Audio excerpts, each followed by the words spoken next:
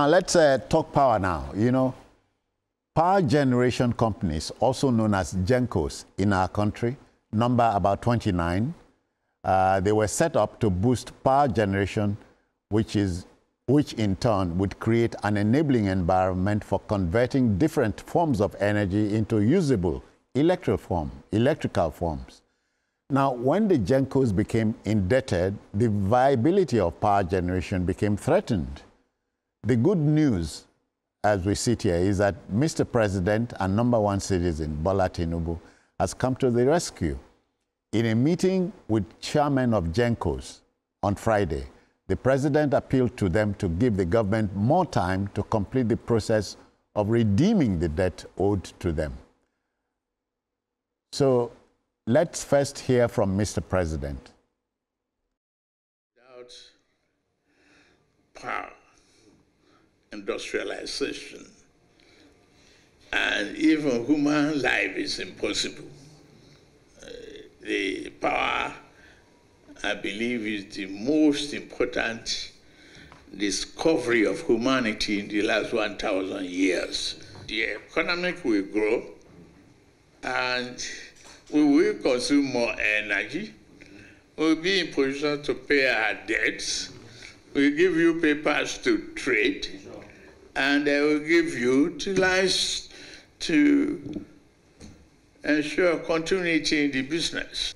If we look at it broadly, sir, it is a testimony to your modus operandi and your leadership, confronting long-standing, sticky, vexatious problems which some have avoided or ignored or been unable to deal with. Of course, that applies to your macroeconomic reforms. It applies, as we have heard, to the power sector and the long-standing debts since 2015 that nobody would deal with.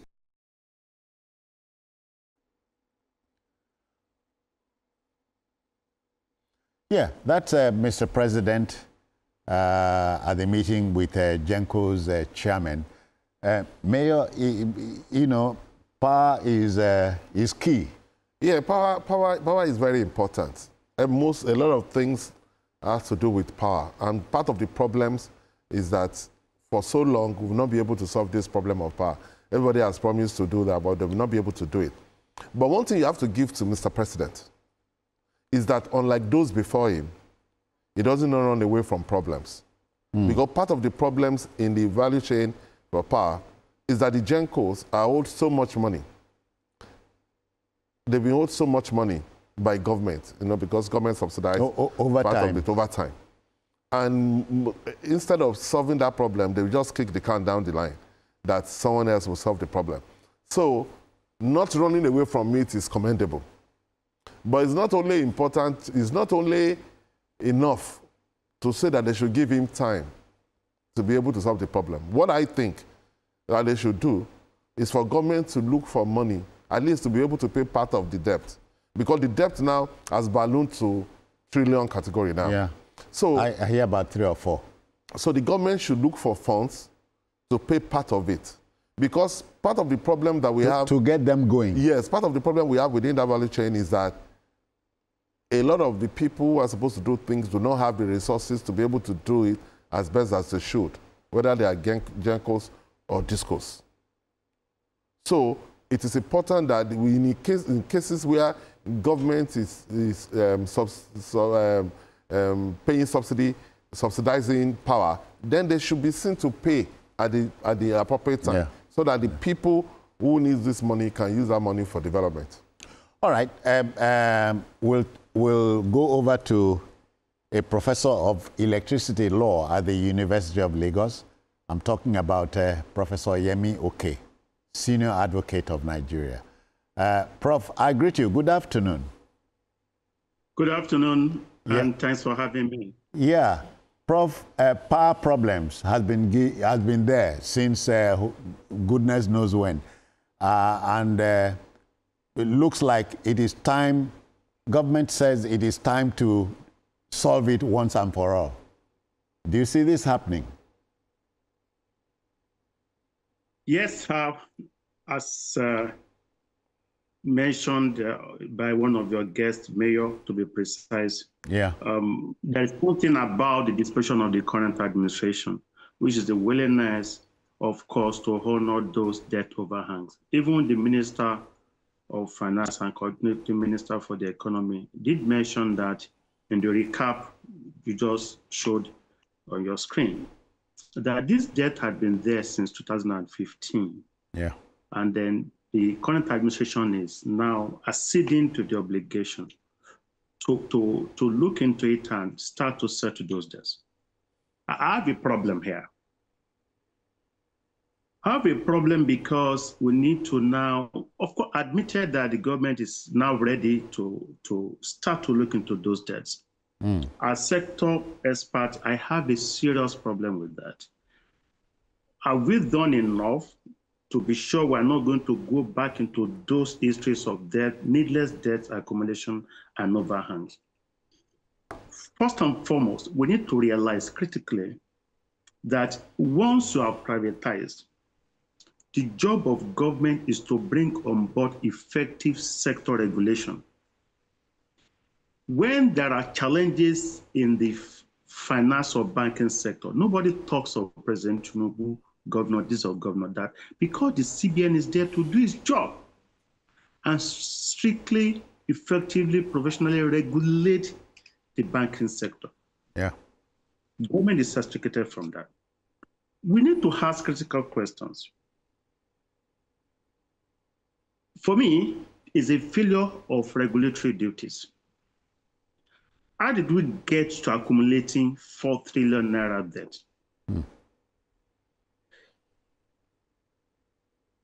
MBET, which is Nigerian Bulk Electricity Trading Company, the GENCOs that generated those powers and the DISCOs that distributed those powers are all regulated entities under NERC, Nigerian Electricity Regulatory Commission. When we are talking of 4 trillion naira, we are talking of budgets of about 4 to 5 states in Nigeria, some tiny states. 4 trillion is a huge money in anybody's currency. Let's not sweep it under the ground. I, Yemi Oke, admit the debt, but I, Yemi Oke, contest the figures. Let me repeat myself. As a stakeholder in the sector, I admit that the federal government is owing the GENCOs. I strongly on national here dispute the figures. When certain entities claim that Nigerian government was owing them so much, the CBN under Cardoso did not deny the debt. It sat down to verify those claims, those debts. Justifiable ones were paid. First, we need to sit back and verify those debts. 2, which bank in Nigeria can shoulder debt obligation of 2, 3, 4 trillion naira? When these debts are accumulated, we need to be mindful of the principle of that. The rule of single obligor limits. Have we lent in excess of single obligor limit? Meaning, as a particular bank giving loans over and above the quantum of loan they could give to a particular corporate entity. So what did MBET do to mitigate those needless debt overhang over time? What did the NRC as a regulator do when those gap purchase agreements and COP and sovereign guarantees were being issued to those gas producers for the GENCOs? During these windows, when debts are being owed, how much of monies, tariff, were collected and remitted by the DISCOs to net it off to arrive at 4 trillion naira? How much of power subsidy, which is short force now, are we now inputting to the federal government as part owners of the DISCOs and GENCOs?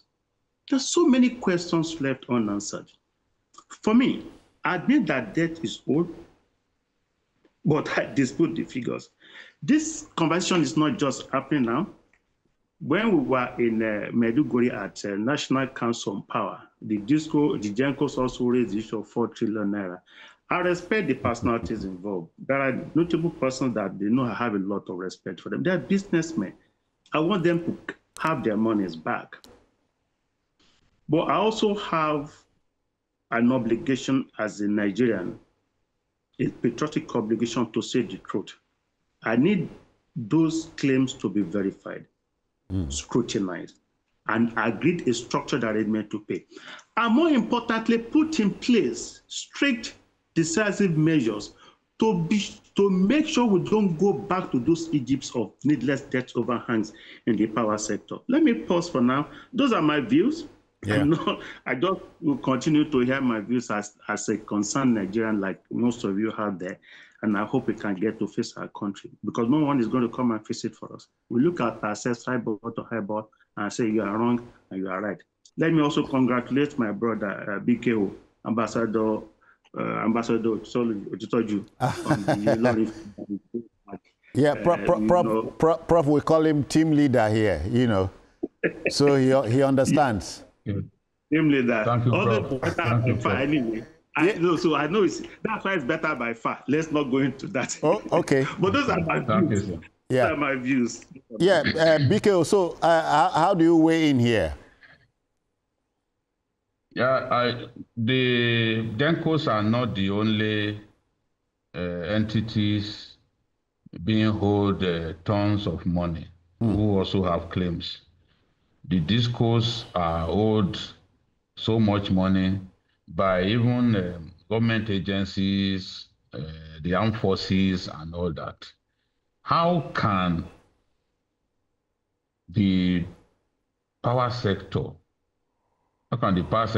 players escape this debt overhang that is making a lot of them insolvent? This is my question. Well, I hope it's not a question for me anyway, or is this something? No, yes, it's a question for you, because this is a sector that you are very conversant with. I'm saying that even if we find a way to solve the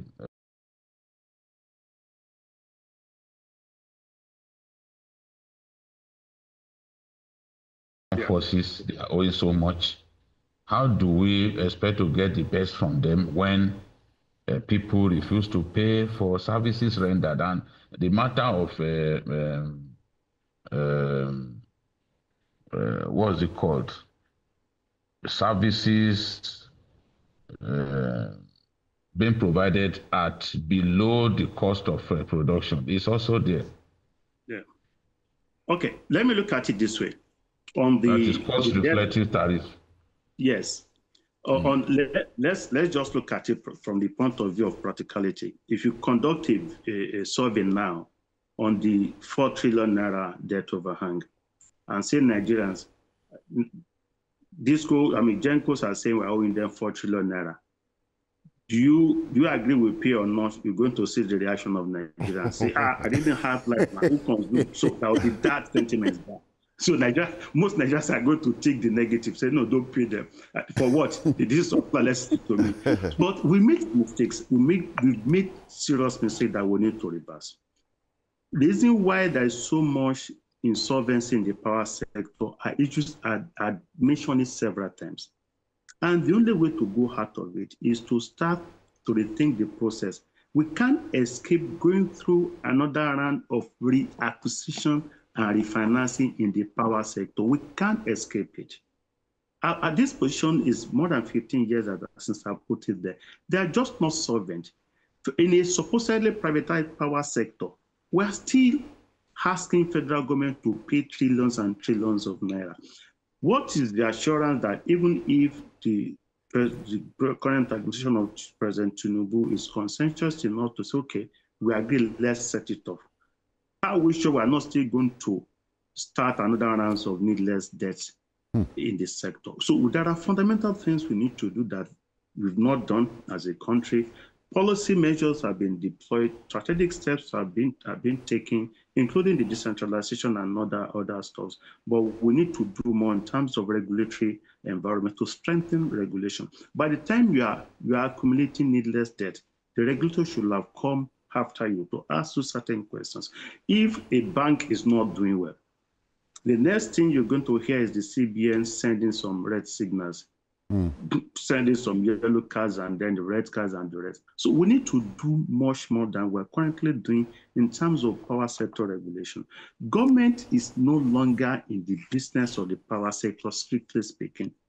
If the only job of government is to bring on board effective sector regulation and control through independent, farm, straight, knowledge-based regulation. That's where the challenge lies. And until we do that, the challenges must stay there, both in terms of debt overhang and ability of the GENCOs and DISCOs and other players in the sector to do the needful. Yeah, Prof. Somebody needs to. Yeah, Prof, my colleague has a question for you. Yeah, Prof, my name is Mayor. I want to take it a step further. I think part of the problem that I think is that the privatization was not done properly. A lot of the players in the industry did not come in with the necessary funds to be able to build capacity. And they are still being spoon-fed by government. What, in your own opinion, as an expert, having recognized that most of them did not bring in enough funds, how do we go forward? What are the things needed to be done to be able to, because we kept talking about this power and we are still generating 5,000 when we should be doing 50,000. And even the distribution, the transmission company is still there. We have not been able to get another transmission, another alternate transmission company. So what do you think we should do going forward? Mayor, honestly, the fact that the privatization was a mess cannot be overemphasized. These are facts that have been laid out with figures backed by convincing empirical information to justify the fact that the privatization was not properly done. And as I said in your studios, it took the last administration of Buhari, formerly President Buhari, at the tail end of his administration, he actually agreed with us that actually power sector privatization was done as a matter of political patronage, regrettably. But we've made those mistakes. Have we taken steps to correct those mistakes? To me, the answer is yes and no. The answer is yes to the extent that we've not started doing what ought to have been done, what even the current,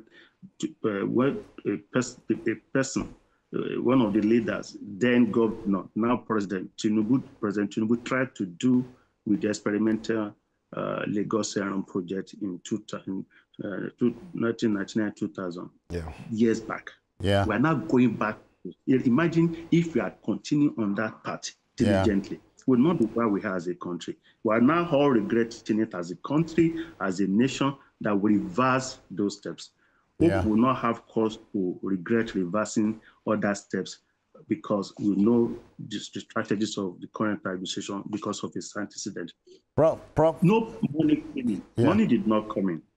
Money did not come in because what they did in the power sector, what they did when they were privatizing was to borrow money from Nigerian banks for what we always refer to, and I've said this several times, what we refer to as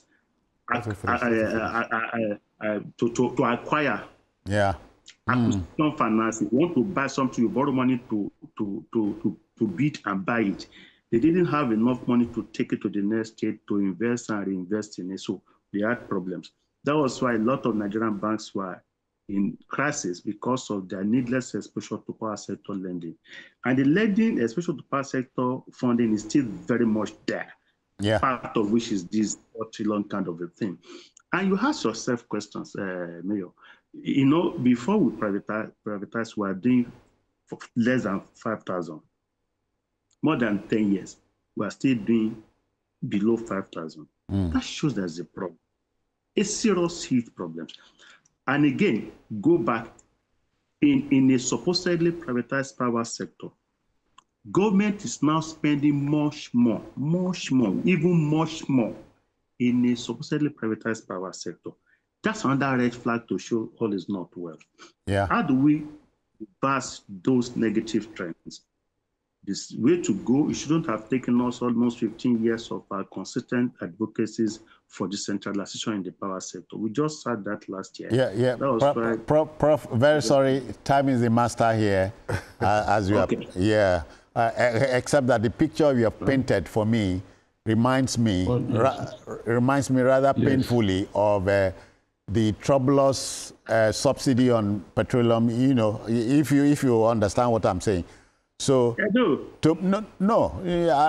That's the picture you are cutting for me. Yet, a lot of people didn't know there was subsidy, humongous subsidy, even in the power sector. A lot of Nigerians were not aware until we started exposing it. Oh yeah. Okay, Prof, we'll leave it there for the moment, but let's agree you have opened the can for us.